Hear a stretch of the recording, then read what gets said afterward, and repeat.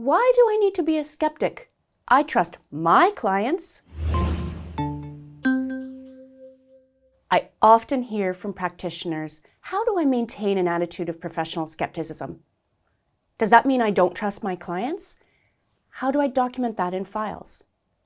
Being in public practice means you have to maintain an attitude of professional skepticism. It is literally set out in the standards. The challenge is there is a lot of theory, but little practical guidance on how to maintain an attitude. I am Kirsten Albo of Ask KSA Consulting. With over 3 decades of public practice experience, I know the importance of professional skepticism. Without it, you might miss a critical issue. By the end of this video, you will have a handful of strategies to help you maintain an attitude of professional skepticism and be an effective and efficient practitioner. Right frame of mind. It starts with the right frame of mind. We like our clients, but maintaining an attitude of professional skepticism means we step back and put aside our feelings. That doesn't mean we don't trust our clients, but rather we critically assess what we hear, notwithstanding past experience of honesty and integrity. Here are actions to ensure the right frame of mind. Do not overlook unusual circumstances. If something is unusual, ask why. Challenge your client responses and follow up when necessary. Obtain additional evidence where required. Do not overgeneralize when drawing conclusions. Look for concrete explanations on unexpected changes. When evaluating results, step back to make sure you've looked at an issue from all sides and ask yourself, what haven't I thought of? What more information do I need to draw a conclusion? No matter how long we've had our client or how much we like them, we have to recognize and acknowledge things can go awry. Questioning mindset. We must have a questioning mindset. Being a practitioner means we continually ask questions for further clarification. Sufficient evidence requires reasons, justifications, or proof. But that doesn't mean being a cynic and never stopping with your questions. But neither does it mean being a dupe and accepting every response at face value. Here are strategies for asking good questions. Plan your questions in advance. Use the funnel technique. Start with open-ended questions to understand the scenario. Ask clarifying questions to learn more. Finish with closed-ended questions to confirm the details. Evaluate the information received and consider all facts. Write down responses so you can ask follow-up questions where required. Ask questions until you are satisfied with the response. And if you are not satisfied, ask another.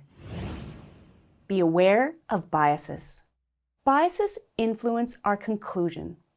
There are 2 main biases that especially challenge our ability to maintain an attitude of professional skepticism. The confirmation bias is only looking for support for what we already believe to be true. Anchoring bias is being overly influenced by the first piece of information we receive. We need to be skeptical and question the evidence. Here are strategies to overcome these biases. Talk to personnel outside the finance function. Question the reliability of data. Challenge your client's viewpoints. Don't ignore contradictory evidence. Follow up on unexpected responses and obtain further evidence if required. Step back and think about the issue from all angles. We all have biases, but at least being aware of them helps us control them. Postpone making decisions.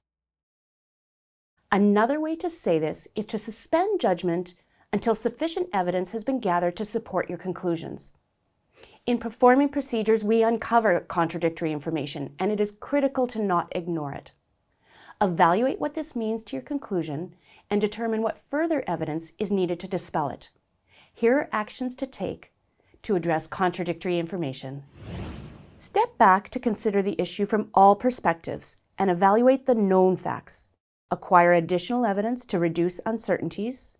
Make inquiries with those outside the finance department. Research and consider alternative views. Conclude on the matter. Document your professional judgment and include both the confirming evidence as well as the contradictory evidence and how it was dispelled. If contradictory evidence continues to mount, perhaps you have a bigger issue that cannot be ignored. Use professional judgment. Your role is to challenge clients' assumptions and decisions to ensure you arrive at the right conclusions.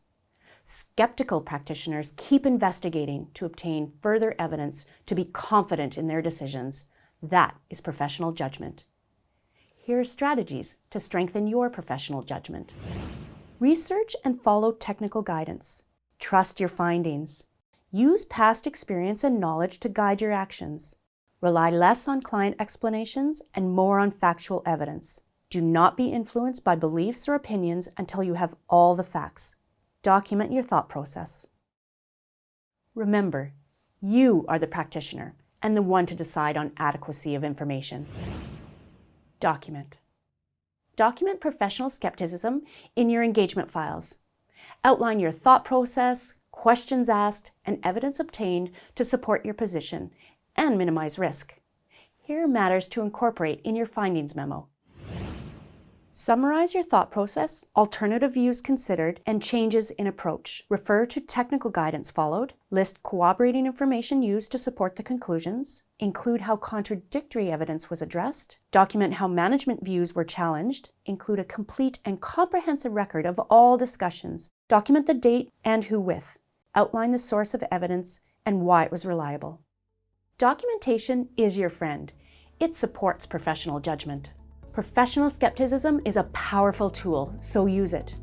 And in all cases, trust your instincts. If something doesn't seem right, it probably isn't. Follow up until you're satisfied. If you like these pro tips, check out Ask KSA PD course on professional skepticism. Click on the link to register.